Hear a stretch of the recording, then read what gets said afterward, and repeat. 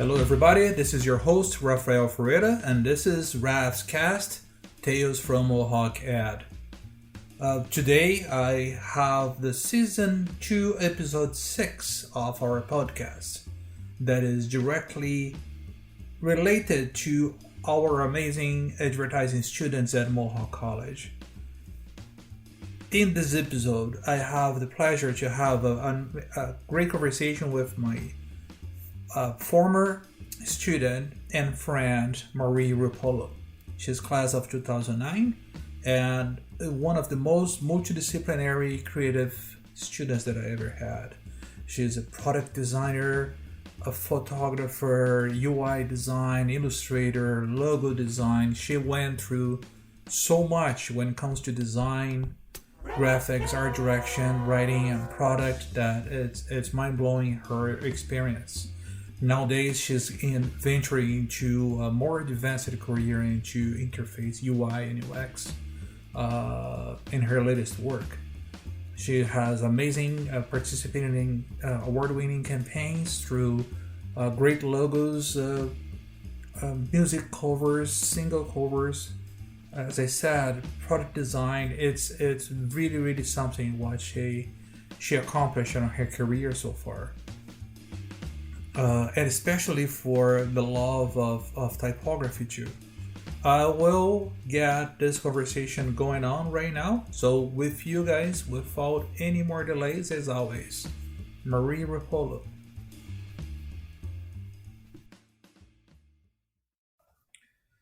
Welcome to Rav's Cast, Tales from MohawkAd.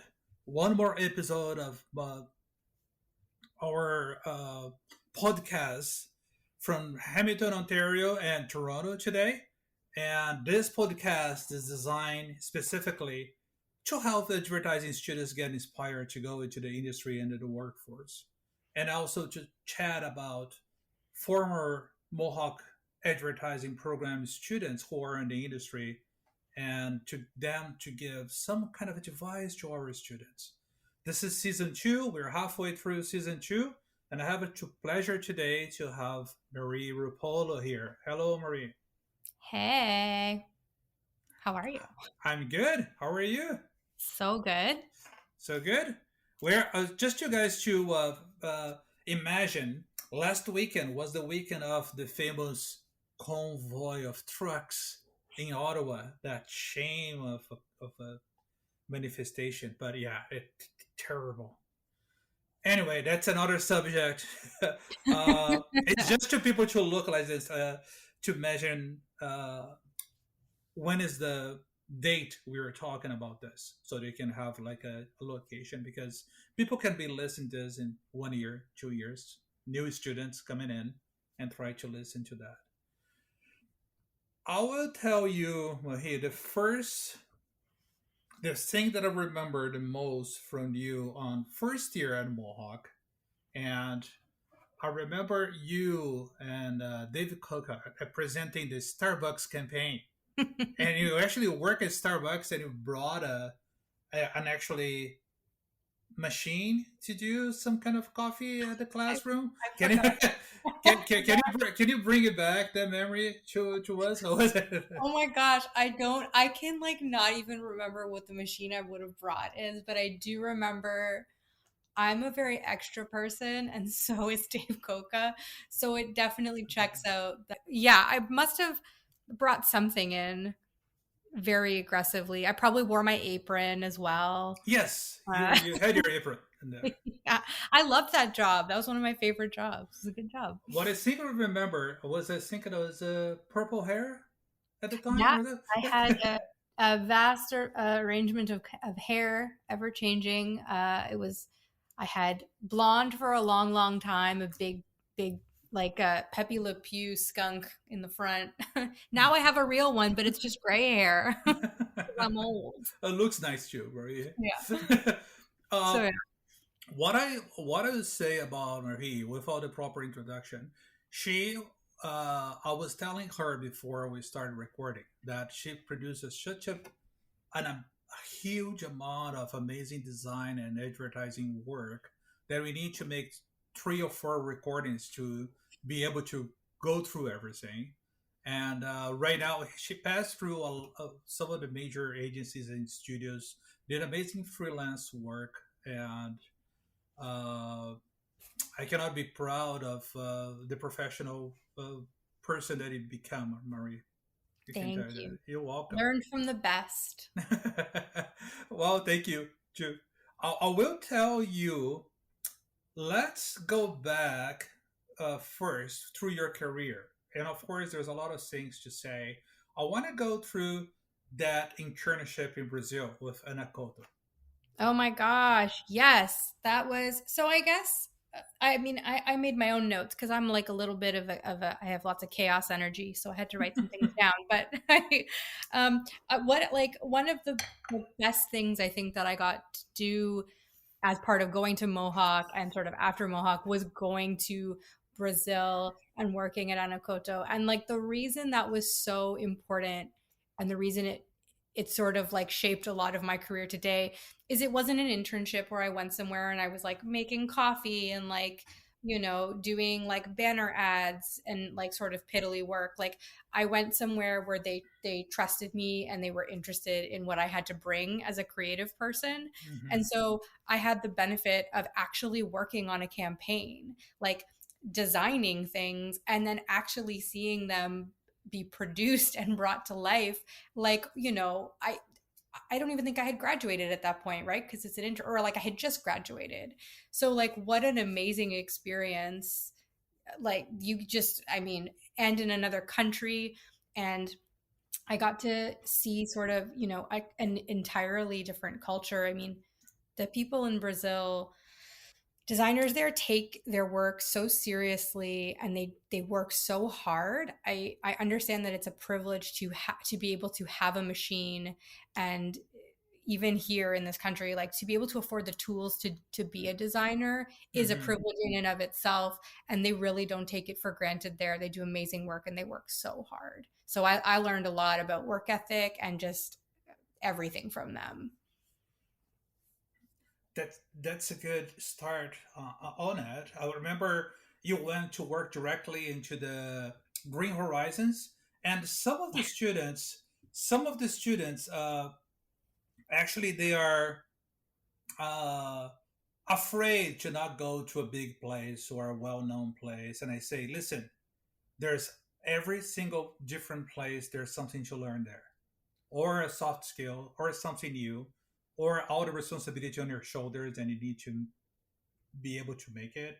So, what do you tell about that experience on Green Um, Horizons? Yeah, I have. This is a twofold thing. I think Beautiful. Sure, go ahead. the first thing that's so important to note is like a big part of getting any job in your life, advertising specifically, I believe though, is can you hang? Are you a good hang? Do you have a good vibe? And I worked at Longo's at that time, and I loved my customers, and I would talk to everybody all the time. And Hmm. these this couple came in and they handed me a newspaper clipping from Green Horizons looking for a designer, and they were like, "Hey, we heard we know you're a designer. Like maybe you want to work here."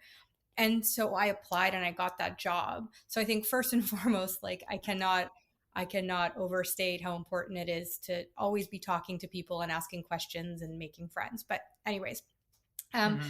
that job, like sure, it was on a sod farm in Hamilton. It was a very tiny little, tiny little job when you compare it to some of the stuff I do now. But the value that brought is when you work for a small family owned company, they tend to work 10 times as hard, and you also get to do a little bit of everything. So I wasn't just working on one thing. I was a designer designing bags. I was also working on the website. I was also, driving out on the golf course and like filming things. And I think that in a similar fashion, like Mohawk, our program was very focused on everything. You could be, we had a copywriting class, we had a design, like we had a branding class, we had photography, we had like typography, like we had everything. We had the variety. And so when I went into an environment that, appreciated that variety. It became like a fundamental part of me as a creative. A lot of people are like master of none, but I don't think you need to be. I don't think it's that important that you have to be a master of everything. I think you can be good at lots of things, and there's a place for you. And so the benefit of being at such a small place was that I got a hands-on experience for everything. I even got to use some of my account management skills that I learned in first year. So, yeah, like I think it was awesome. And from there, obviously, I remember my exit interview with when I was, because I got a job at La Roche. They don't exist anymore. But, I remember leaving. I remember telling Green Horizons, Peter was the manager, and I said to him, I was like, "Hey, I'm gonna be leaving. I'm gonna go for a job in Toronto." And I remember he was disappointed. He was like, "I remember when we first met, and you said you didn't want to work in a big agency, and now you're leaving us for a big agency." But they were so supportive and wonderful, and I learned so much at La Roche too. Wow, that was wild. I had the best boss ever. I remember I have to say thanks to La Roche actually, even if they don't exist anymore, because there's so many students been there. I worked there, Jeff worked there, so we're always worked there, and it was a super powerhouse of working, a lot of hard work there. Yeah, like Matt Camara worked there. He went to Mohawk as well, and actually there was a bunch of Mohawk folks there. Yes. So, yeah. How was that experience from changing from small family owned company to an agency in Toronto, Marie? It was very interesting. I grew up in Burlington and I went to school in Hamilton, so I was like a little baby fish in a city. But the pace changed real fast. So, a family owned company is a very busy and very intense place by virtue of you kind of helping on everything. Your hands are sort of in all of the pots. But when you get to an agency like La Roche or like a big Toronto agency, things are fast in a different way. You're expected to be able to catch on pretty quickly. There's like a level of professionalism that you're working towards, the goal being a CD and ACD, like to be client facing. And obviously in your first couple of jobs, you're not going to get there, but you learn. So I worked for Brad Kumar, and like, I can never shout him out enough. He taught me to be organized. He taught me the difference between how ink sits on a page on newsprint than it does in magazine. And I mean, like, I had the best coach ever as my first like real advertising job. I could not have been luckier. So I mean, so that's a very good saying. Do you think a good mentor into your work will make a huge difference in your career, isn't it? The mentorship. 100%. I like having what I would say when you get into an agency, one of the first things you should work on is finding someone who you can work closely with that is willing to mentor you. That means ask a lot of questions. It means in the beginning you're probably going to stay a bit later, but that's okay, because like the experience and the knowledge you're gaining from that is like invaluable. Having a mentor like Brad who championed my work, he was so patient with me, made a difference. He taught me one of the most important things I know today that I tell people, and that is problem solving skills. So I had a tendency to, when I didn't know something or I didn't know how to do something, I would get up and walk 2 centimeters over to his desk and I'd be like, "Hey, Brad, can you help me with this?" And obviously he was very busy. He was a studio manager. So we started doing this thing where he would, he'd ask me, he's like, "Okay, before you come and ask me a question, I want you to spend 10 minutes doing everything you can to try and figure it out yourself. So go on the internet, do whatever you have to do." He's like, "I just want you to spend 10 full minutes before you come to me. And if you still have that problem, I will help you." And like to this day, I think twice before I ask someone for help. I do all my research first. I try and figure it out. But if I can't, I can still get help and I know they're there. But the point is that I've made their life easier and I've learned something in the process. So that was a good lesson. So do you think you being a mentor for different people now at this stage of your career? It's interesting. I mean, I have a tendency to hop around agencies pretty quickly. So I don't know that I've ever stayed long enough to have an impact the way Brad had an impact on me. But I definitely try every new agency I go to. I have a bookmarks tab on my internet, and I fill it with different inspiration websites from people. So every time I start at a new agency, I send out an email introducing myself, and I send my top three or four links to creative inspiration that I go to on a daily basis, and then I ask people to respond. What is your favorite website that you go to for inspiration? And I collect all of Oh, those. that's cool. Yeah, so I've made a little, I have like this extensive design tab in my internet that's just like full of inspiration. This subject was about to come in later into the conversation, but the collection of references and going to new work of people do and have your sources, how important is that for a student? Oh my God, it's so important. It's important forever. It's important as a student to start there, but I mean I have it in my notes too because like I said, chaos energy. I made notes. But like the biggest thing is I have in all caps, like stay inspired. Um, and that because this isn't just a job. Like if you're lucky enough to be working in advertising, you're working in a creative industry. Every single day is an opportunity for you to be creative and to shape literally the things around you. So you need to stay inspired, whether that's like new websites, new music. I don't, it could be anything, but you absolutely should, frequent design sites and people and all of that good stuff. Right, that comes to my next question. When it comes to the design, and I see that you partner with Steve Sanjean and Carly into the to Beyond the Watch. How was that partnership that happened at the same time, and how I see that you develop your photography a lot and your writing skills, even though your main thing is art direction and design. How was that complementary skills that help you do your work better? Yeah, I mean, working with Stephen Carley and also Ryan O'Shaughnessy, who was in our Oh program, yes, yes, Ryan, yes, and Sean amazing Sirianni. guys, yes. Yeah, all of them. So I think That's the thing we bonded over really was like our love of music.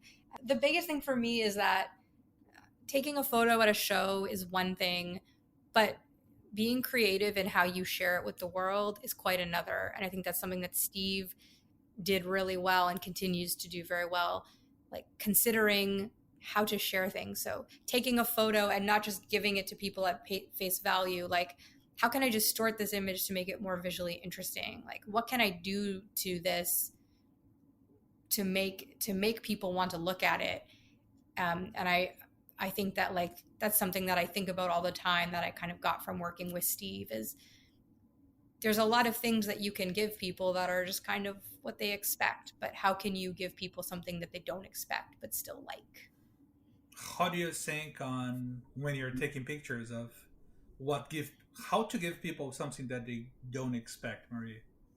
What do you go through your mind process to go to that next level of creative? It's different things. I think when you're talking about gig photography specifically, Mm-hmm. consider like the sort of the facets around a show. So beyond the moment of like taking a photo of an artist, there's the ticket. There's ticket design itself, right? The ticket has been designed by someone. Whether or not it's good is another story. But Mm-hmm. there's ticket design. There's the like press passes and photo passes, and there's those sort of external factors that are the things that actually get you into the show. There's the merch table. There's merch design, and so there's so many other pieces of design around going to a show that you can like use all of that stuff when you're presenting a gig photo. So someone gets more of a sense of the show holistically than just that one moment. Mm-hmm. So, and I think Steve does that really well. He's, he always collects sort of his photo passes and stuff like that. And they're so cool to look at because they're always leveraged from band artwork, Mm-hmm. which is actually something I do a lot of, as I'm sure you Uh-huh. noticed on the website. So Steve is on the list to be here too. I need to have a conversation with him. he's one of my favorite people. I think I was in a concert last time I saw him. I don't remember which concert I saw him and Carly at a concert. But I I I think you take pictures and wrote articles to different, not only the Beyond the Watch but different websites, isn't it? Yeah. So after Beyond the Watch, I also worked for a publication called Blair. And Yes, that's the one I saw it. I saw. yeah, and I got to go to like South by Southwest 3 times, which was really Oh, that's cool. And so unfortunate. So you have to go to Austin 3 times. Okay. I know, Oh, boo. oh my God, that's my dream list to go. Yeah, it was Who so knows? fun. Who knows when this kind of stuff will come back? Yes, you're very Soon. lucky. All right. So how was that? How was that experience? I mean, Southwest and writing for Blair and taking pictures and. oh, so cool. You can't beat it. I mean, as a person who literally grew up obsessed with music, my whole life revolves around listening to music.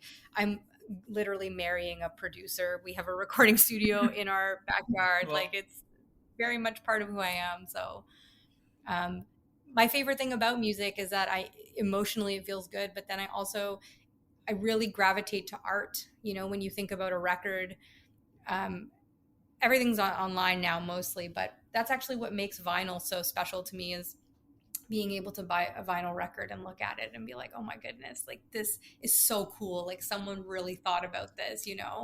Um, whether you have like speckled vinyl or the actual like insert that you get with it, it's just like mhm. another print medium, right? And I mean, we're obsessed with that. We're designers. So I think that's a part of music that I also really appreciate. How did that whole before coming back to designing for music, how that whole experience came into to you to go to South for Southwest? It was from the experience at Beyond the Watch, and people recognize you, and you have a network of people who invite you to go. How was that part? So that was South by came about through Blair, and so the guy who runs Blair every year would like send a bunch of us, and that is all completely based, obviously, on our coverage throughout the year, right? So Mm-hmm. going to tons and tons of shows and taking photos and writing reviews and we would occasionally do like these little art features. We'd like reimagine album artwork, or I made Valentine's Day cards based on musicians a bunch of times and stuff like that. So people would see that and it's like, okay, well, yeah, you should come to South by and take photos. And I hate the word content, but create content Okay. and all of that. You know how it is. But yeah. When it sounds like you're, as you said, you have a production studio at your home. Uh, your husband is a producer, and how it is. It looks like you are at the stage that you listen to a new song. You're already imagining the artwork for their cover, kind of thing, and how the look and feel of their pictures will be. How- Oh yeah. Oh yeah.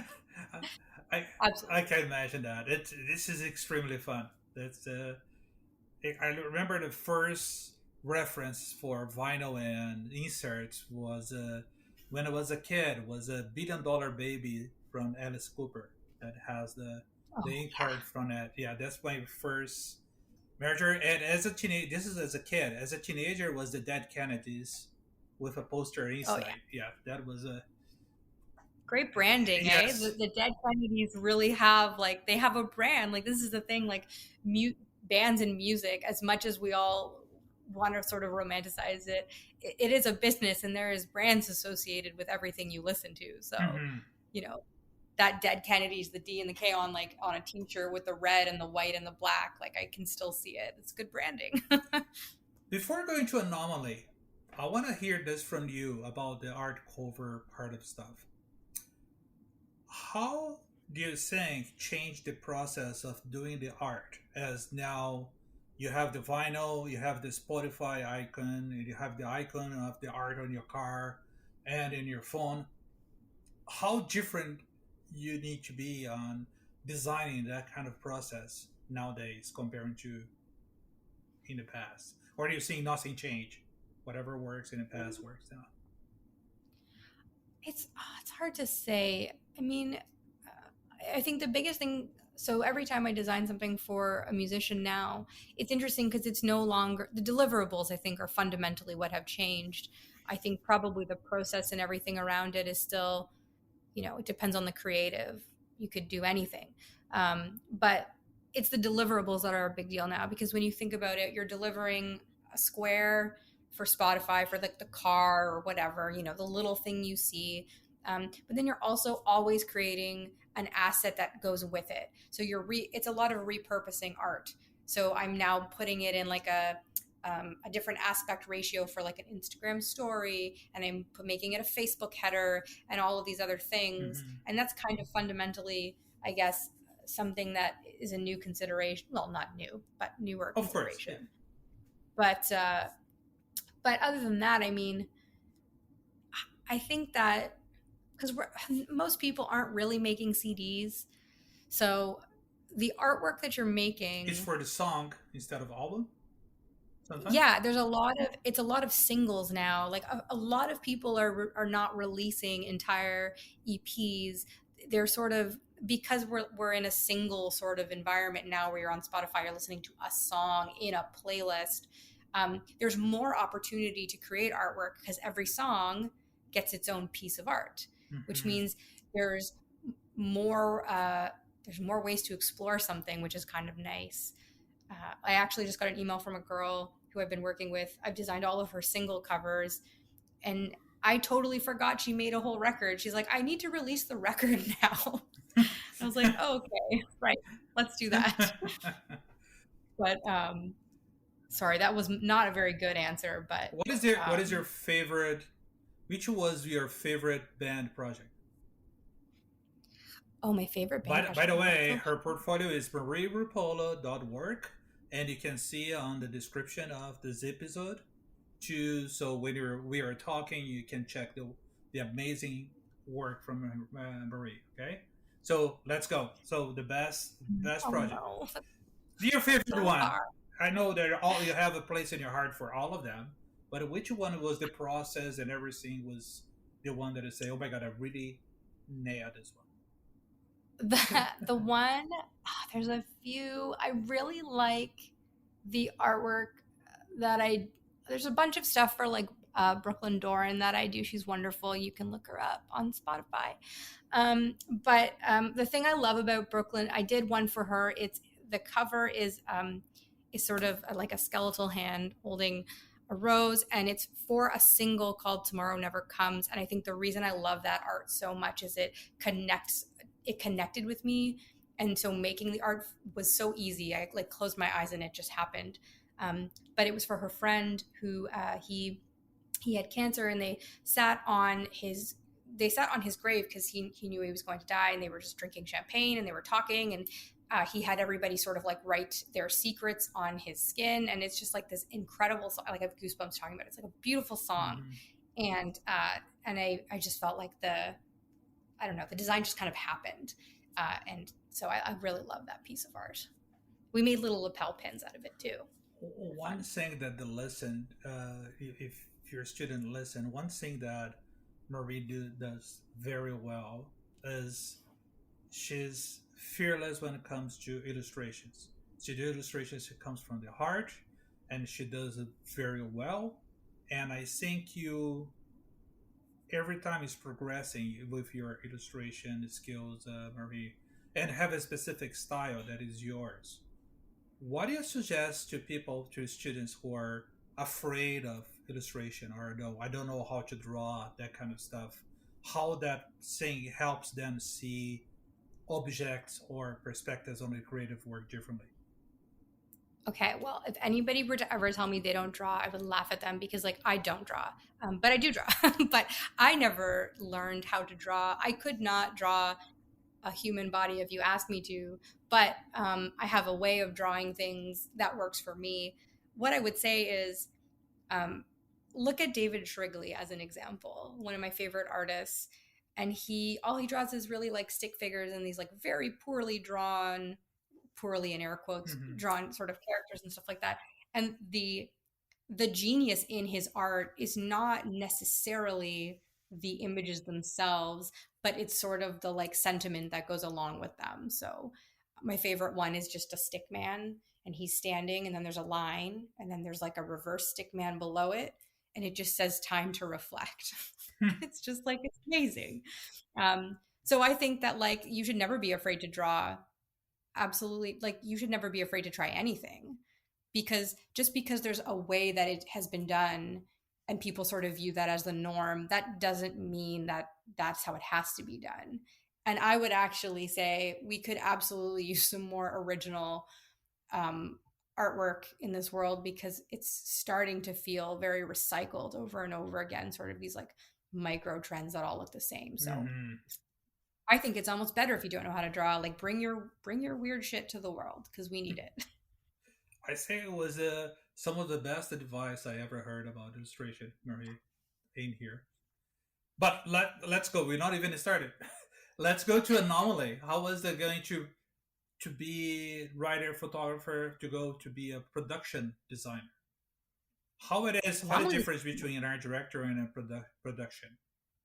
Since Yeah, it's interesting because I started in production, right? I was very like I was resizing ads, I was changing them for for different print mediums, and I went to Anomaly, and I actually started as a freelancer there, and then I got hired full time. And the really cool thing about Anomaly was they were a very I don't know how to explain this, but like you could, if you wanted to try something, they would just like let you do it. So if I asked to design something, they would let me try. Like even though my job technically was still in the production world, and that was sort of that agency is where I transitioned from being a production designer to more of like a designer.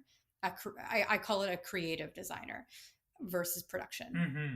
And they really like I got to design this seems so inconsequential, but like the Budweiser red lights, like the manual for when you got that light. And it was cool because I like they won awards for that, and my name was on it because I got to be a part of that project.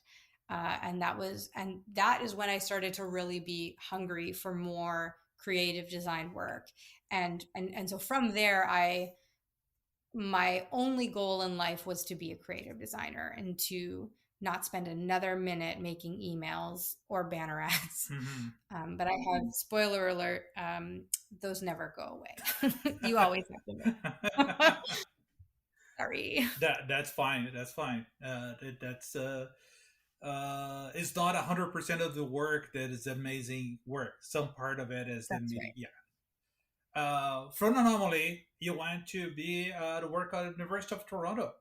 That's such a different job. Yeah. So weird, right? Oh yeah, I forgot about the university because it was university and then I went to Sid Yes. Lee. So university, we don't have to spend much time on it. It was kind of just like I needed a break. I needed to kind of switch it up in a more like 9 to 5. Anomaly was a very, I mean, they did great work, but it was like a tough place to be. They work very hard there. I used to work till 5 a.m. on a pitch to hand it off to someone at 9 a.m. to, Okay. to present it. Like it was crazy. So I just kind of needed a change of pace, and obviously going to an institution like U of T, it's very different. That did obviously not last very long because I had a creative itch, and I was like, I have to do more creative work.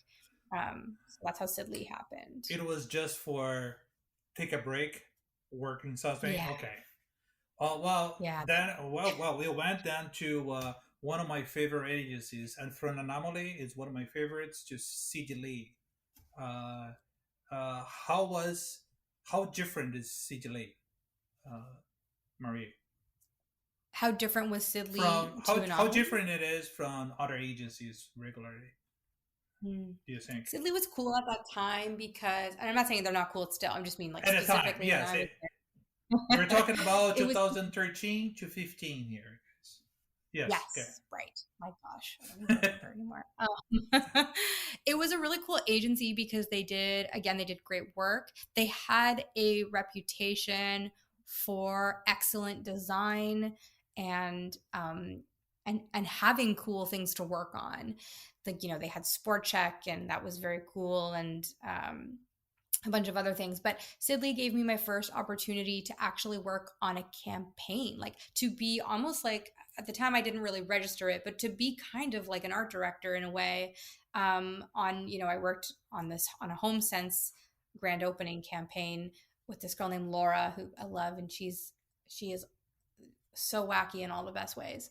Um, and that was my first experience actually getting to do something where I was like, oh, collaborating with another person is interesting. Design can be very siloed, but this was like very much like we're sitting together, we're talking, and thinking of ideas. And I thought that was really cool. So that was a great experience. And I got to do they did this thing called, I actually don't remember what it's called now, Sidley something.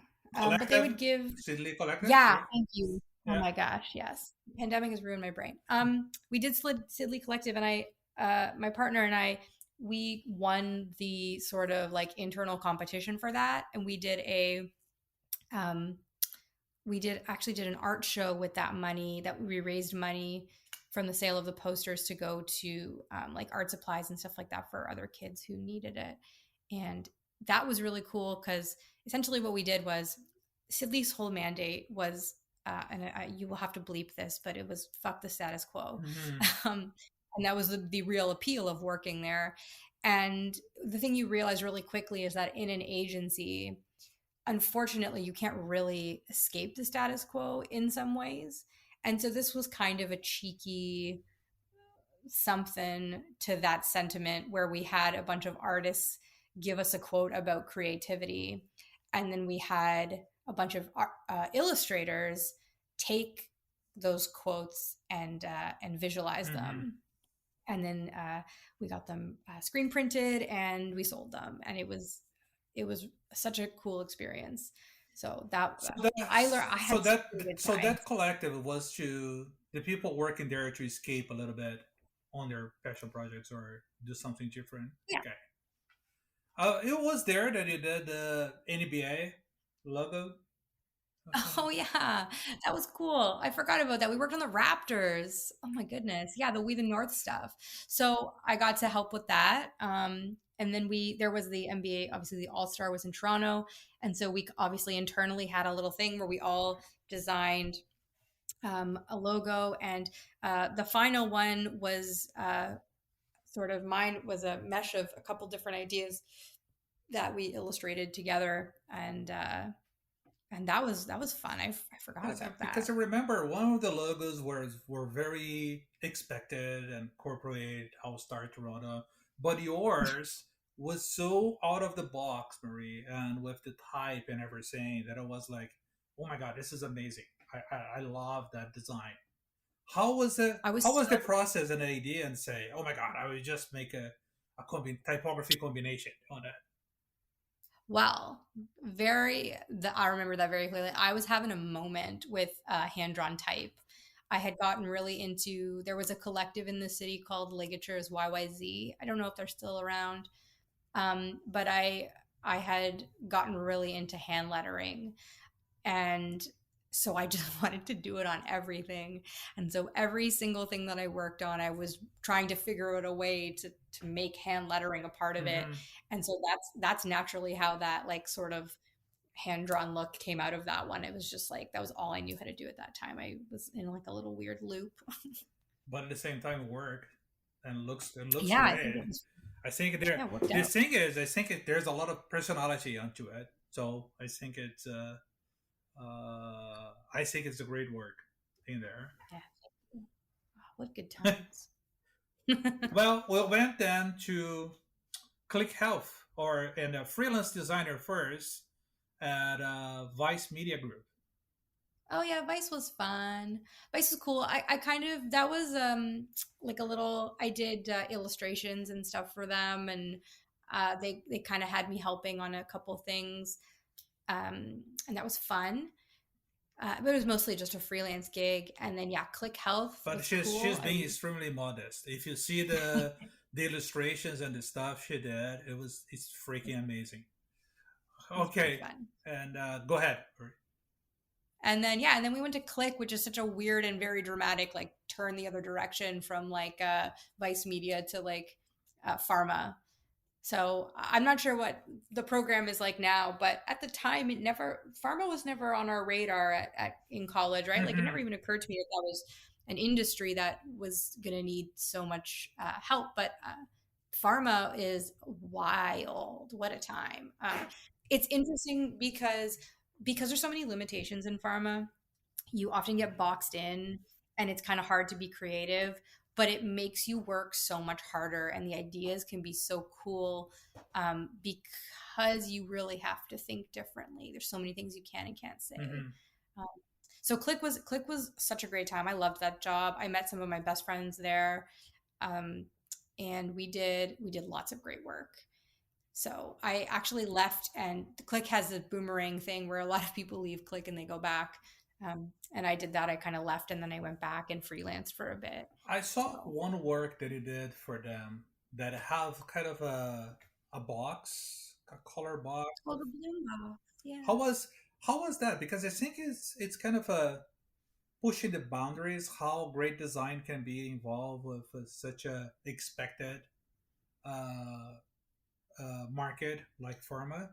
How hard it was to try to push the limits and do more design center stuff for them, Marie? Or nowadays, or I'm completely ignorant here, and they're always try to do that kind of stuff.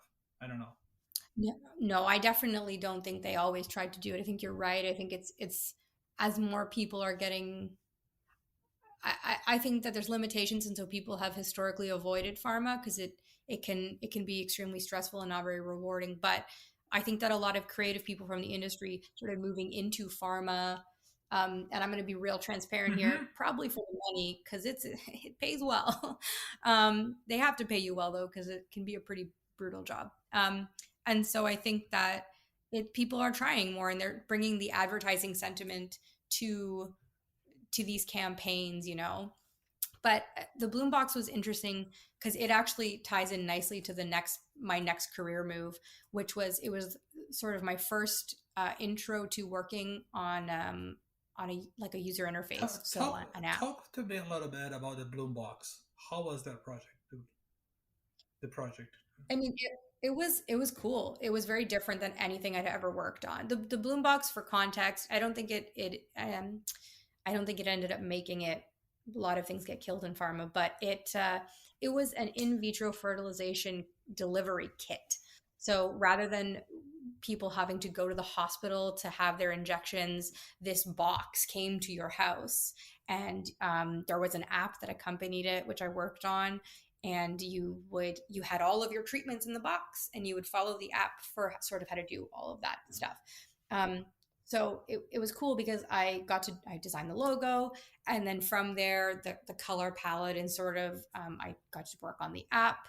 It was interesting because it was everything I've ever worked on in my career all at once. Hmm. It was branding, it was illustration, it was print design, it was package design, and it was an app. It was like a culmination of everything, Hmm. really, which was very cool. So, And you're telling me that helps go to the next move to Oliver? oh no, Oliver, I forgot about Yeah. Oliver. Right, Oliver. Like I said, I have Don't a worry. I move around I a keep you lot. checking. Well, um, Oliver was cool. That was a straight up art direction job that I never really. At this point now, I had lots of experience in an art director sort of capacity, but never formally with that title. And so I went to Oliver to work in a very like a senior art director role. The job was very intense. It was super like what's the word, like very hands on all the time. Everything moved really quickly, and I learned a lot, but it was a very stressful job. And so um, I left that job. That job sort of turned me off of advertising for a bit. How Um, come? just just because it was really stressful. Like I don't want to talk poorly about anybody in the Okay, industry or any, but I found that it sort of hit my peak of stress, and I think that I was not my best self there. I I see. was so stressed. I was just Was yeah, it was not. the agency culture was a mix of agency culture in the stage of your life, or Yeah, specific people? I think Sometimes it was you don't all need to those say things. names. Yeah, don't worry. I won't. Um, yeah, it was all those things. I think it was culture. I think it was expectations. I think it was people. I think there was a lot of egos. And I think advertising in general does tend to have a lot of egos. And sometimes that's okay. And sometimes it's not. And I think in this case, it wasn't good. I could see myself turning into a person I did not like. Um, and so Hmm. my peripheral friend group was really into UI design and UX design, and I thought that was really cool, and I was very interested in it.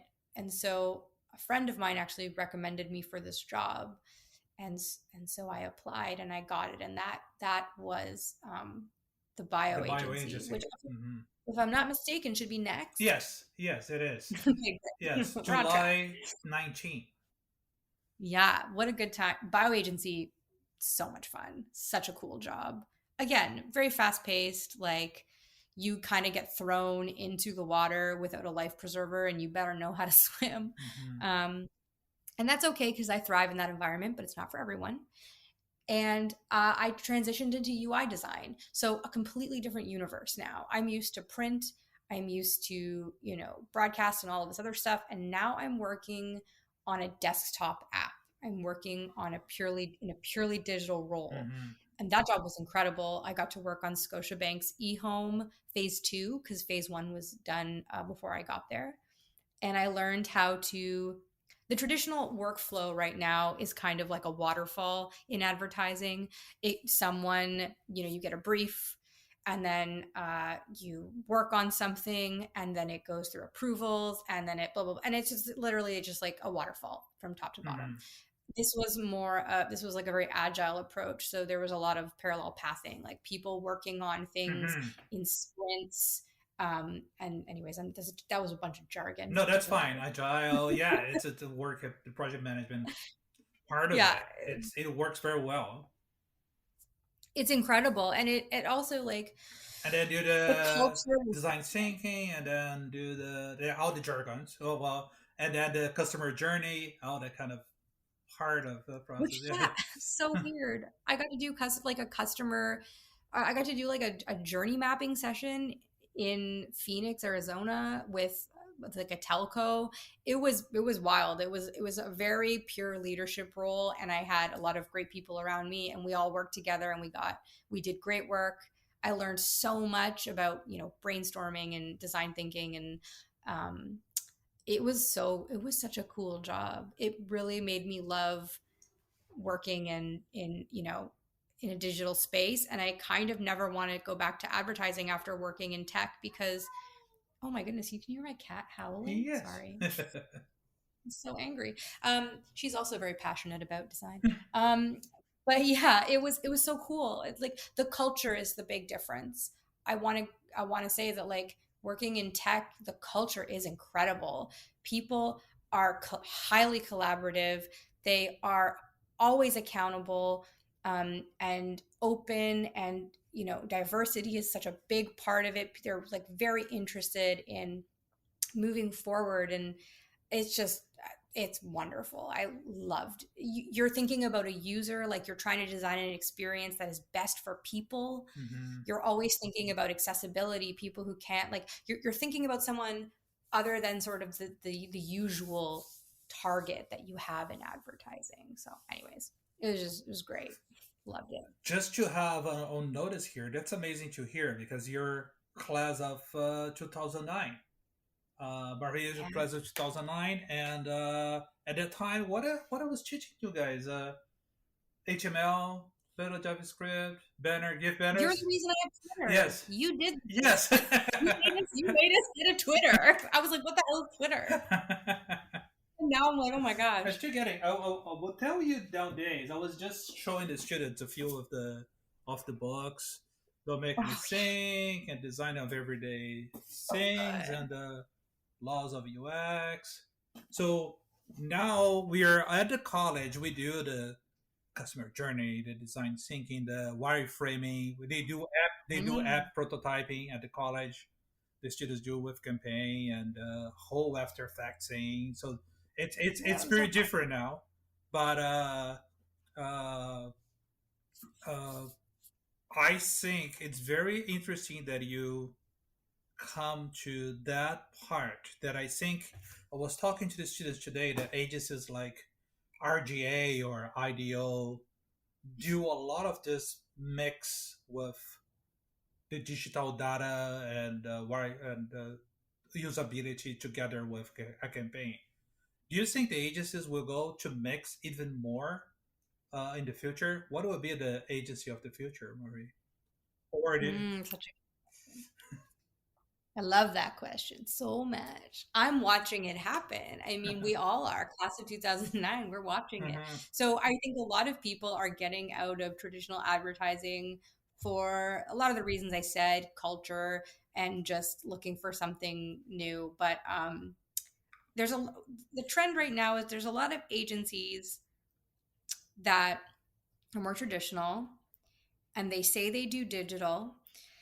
And what they mean by digital is that they make banner ads and design emails. And like, I think that that was fine years ago. But where we've arrived, in my opinion, Mhm. is digital is what you're talking about is customer journey mapping, is accessibility, is like an omni-channel approach to literally everything we're creating. So I think that agencies are very slow. They're dinosaurs, right? Like they have to make a pretty big shift, and they're a little bit bloated. Mhm. But we are getting to a place where I right now I'm freelancing at a big agency. I don't know if I'm allowed to say what the agency is. Can I? It's up to you. It's your choice. I mean, I don't care. Sure. Yeah, I'm working at FCB Cure, Okay. so the pharma division of FCB in New York, and what's cool is so I got brought onto that team to work on a website. And when I got there, I assumed I was going to open up Sketch because that's what I use, Hmm. but you can use Typographer or whatever you want. And I was going to make a website with a UX team. And what I very quickly found out was they actually have what's called an XD, an experienced design team, and so they're one of the agencies that I think is figuring it out. They're getting it right. It's one thing to have a digital practice and a digital design team in place. It's quite another to have XD as a group. Hmm. So they have UX designers, they have product leads, they have accessibility on lock. Like they've really thought about it all. So I think that that's where we're going. I think that we still need traditional creatives to come up with campaigns and ideas and all of this other stuff, but we also need to adapt for a digital world. So, you know, having a group like XD in your agency is probably where we're going. We are reaching now I would say we could stay more on 1 hour just talking about each work, but go to mariapolo.org to take a look on her work because I would ask this. There's a final three questions, okay? First, Marie, which is your favorite work that you ever did? Say that again, Your sorry. favorite piece of work, the Mm. work that you did and you're most proud of. It don't need to be a big campaign. It don't need to be just a small logo. It can be something between them. It could be anything. What is the thing that lives in your heart? Oh, my heart, it's different. But there's one thing that I really love that I got to work on was the um, is this mural for a campaign for Merck. I didn't Oh, I illustrate saw it, it. but I The one in New York. Oh my god, that was yeah, mind blowing. the So same. I didn't illustrate it, full disclosure. I was the art director on it, Okay. which was my first real experience, like art directing something that was like, we were like, whoa, this is crazy. But we got to work with an artist in South Africa. He's amazing. And it was just such a cool experience. It was so stressful. But it was like one of those things that you look back on it, you're like, wow, that was really worth It's it. for It was HPV company, I say. yeah, for Gardasil. Yeah, it was during New York Fashion Week, and we Okay. were essentially trying to create a mural that people would want to take a photo with. And but that was also informative in terms of getting a younger demographic um, to get their, their Gardasil Guys, shot. I will tell you, it's kind of the size of the mural is kind of a quarter of a block. It's kind of a gigantic and a white background and red and yellow and red and black. And the illustrations are so amazing. What they're saying, it was pretty much mind blowing. So that's really really great work. I think it's when you have something So, that people will interact with and it's part of an environment, it really makes a difference. So yeah. it's cool. Uh, okay, so I want you now two questions. So first Okay. one is, what are your uh, sweet memory from the college? Tell me two memories from the times that you were at Mohawk that you remember the God, most. I have so many. I remember some of my favorite moments. Oh my God, I don't even know how to pick. I have some funny ones. Every class that you taught was like just so much fun to be in. The thing I really loved was going to your classes, and I always appreciated that you understand that creativity is not black and white. It's not sort of a one direction thing, and you gave people a lot of grace, I think, which I didn't expect going into college. I just thought it was like going to be really intense, and you gave people space to make mistakes, but also you gave them time to correct them. And I appreciated that a lot. I remember that. And I really loved, I Thank you, Marie. don't remember who was the teacher. Oh, I want to say it was Chris. I remember going to that class, and we were handed out these. I tell the story all the time. These paper bags that had like glue and popsicle sticks and pipe cleaners, and the assignment was to make a spaceship out of those materials and then stand in front of the class and like sell it. Hmm. And I think about it all the I think time probably it was because Wayne. oh, maybe, yeah. Oh gosh, I can't remember. Yeah. But I just remember that because I left that class that day and I was like, I'm in the right spot. Like this Mohawk College is absolutely where I need to be right now. And I felt very like um, firm in my decision of going to Mohawk, and I knew it was going to be good.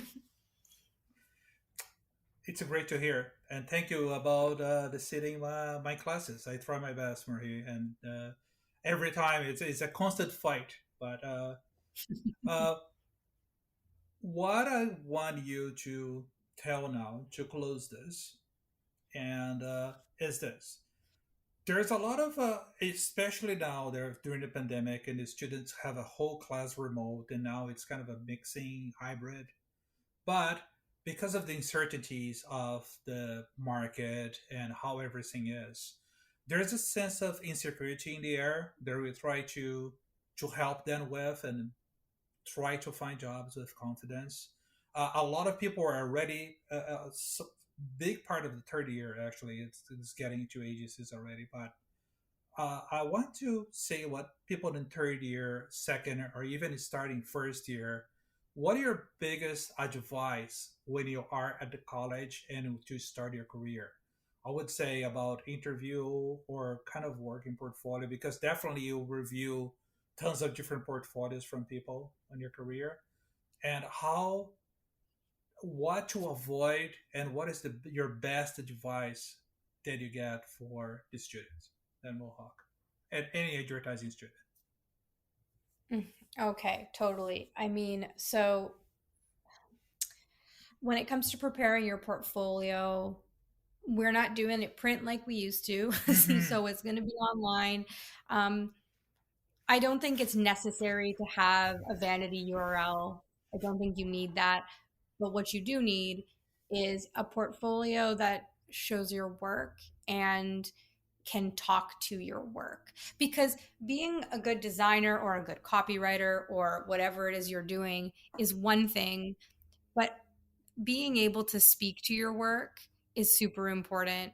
So having, and I'm such a hypocrite because if you looked at my website, you will see that like my blurbs are very small. I am not a copywriter. I don't have a lot going on. But when it comes to getting a job, the biggest thing that I'm looking at when I'm reviewing a portfolio is that I want to understand what the task was and that your execution was, that you understood the task and you executed as best you could. A student portfolio is not going to be the most incredible thing in the world because you are still getting experience. What is important is that you understand the task and that you did your best and that you can demonstrate that you're collaborative and you can work with people and you can bring in different influences into what you're creating, and then there's personality and character there, because at the end of the day advertising is just a lot of gigantic personalities Mm-hmm. creating all kinds of crazy stuff. So that's what we love to see. I think that you don't have to make it a square, just like a square grid of all of your work, which a lot of people do, which again, I'm probably guilty of. I think as a student, like use your portfolio as a chance, not just the work inside of it, but the portfolio itself, like make it an opportunity to show your creativity. I remember someone made a whole Instagram for their portfolio, and it was so interesting because it was so different. So just like think about how you're presenting your work beyond the actual work itself Mm-hmm. is something that's it. And also your ability to display your work in terms of presentation. Sorry, I'm rambling. I really trust that, Raph, you're going to make me sound coherent. You're going to cut a lot of this. No, no, no, no. Go No, ahead. no, I'm just going to sound That's like what we this. want the conversation to flow.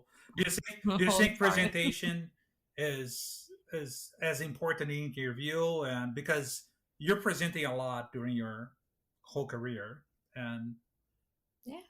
That's your job as a creative. Often as an art director, like a lot of your job is going to revolve around selling an idea and selling creative. So sell me on your creative and I will hire you. um, Also, just don't be intimidated. I think something is better than nothing. What I will say, if nothing else, I beg you, please don't send me a Google Drive link. Don't ever do that. That's just a no-no. There's a lot of opinions on this, okay, but I don't love that because, again, now all of a sudden I'm just looking at, I don't know, PDFs or JPEGs or whatever it is, and I don't have any context for what you've done.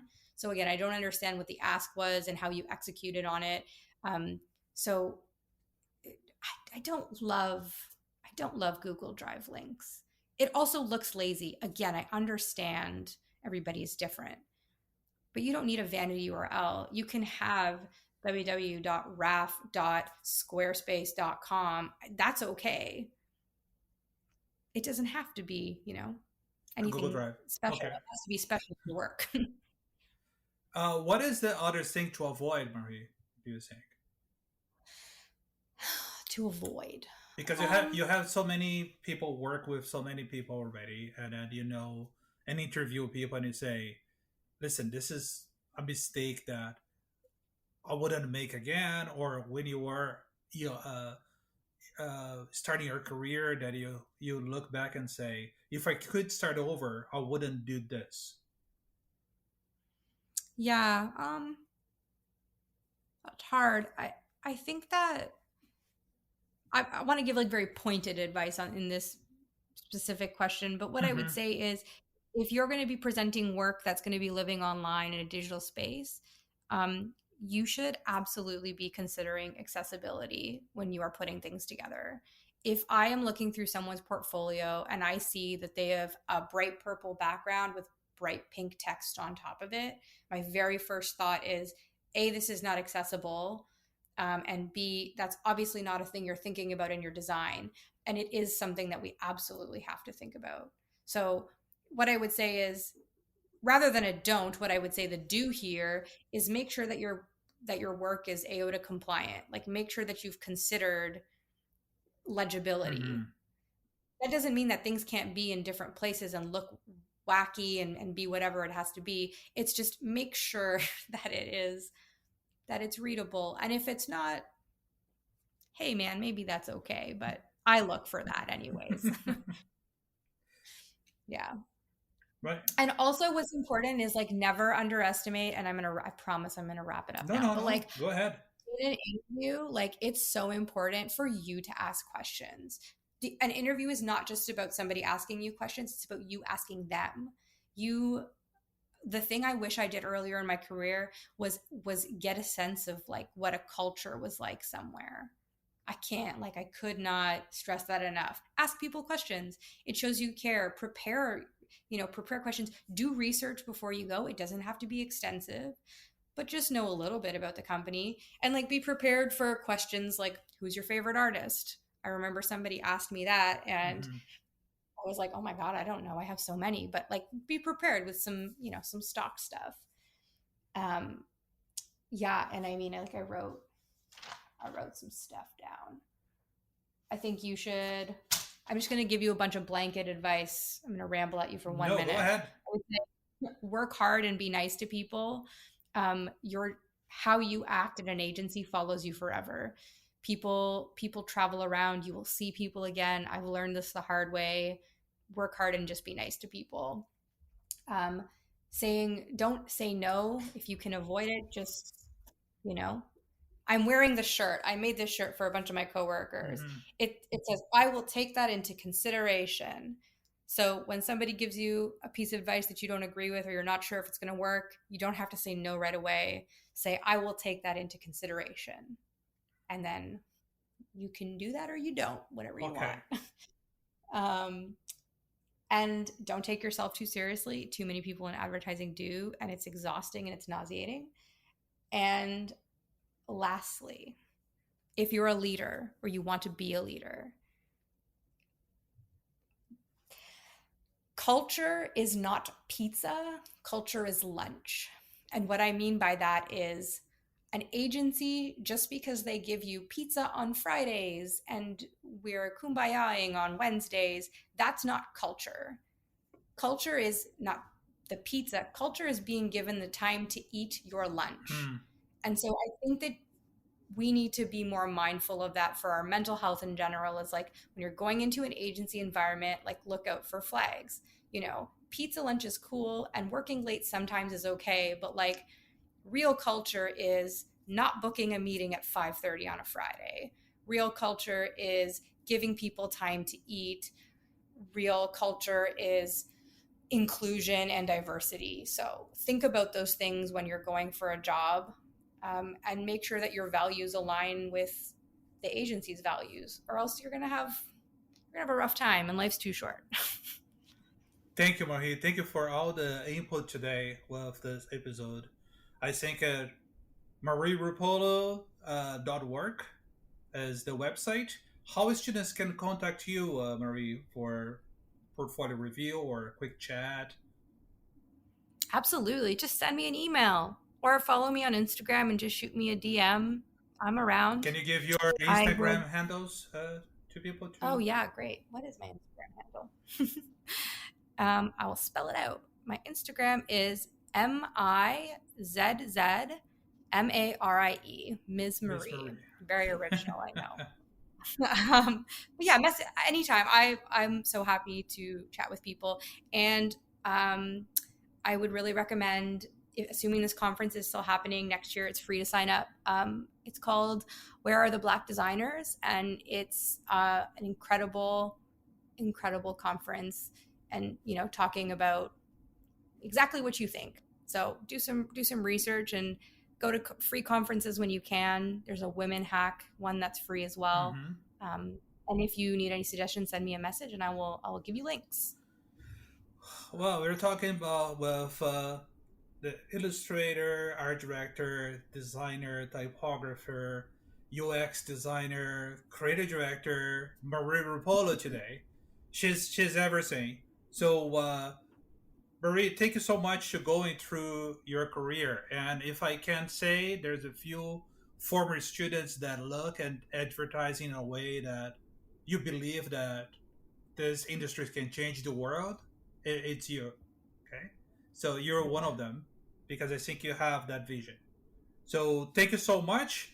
Contact Marie. So we're coming back in probably 2 weeks with another episode of Cast Tales from MohawkAd. Thank you so much. Thanks. Bye. Bye.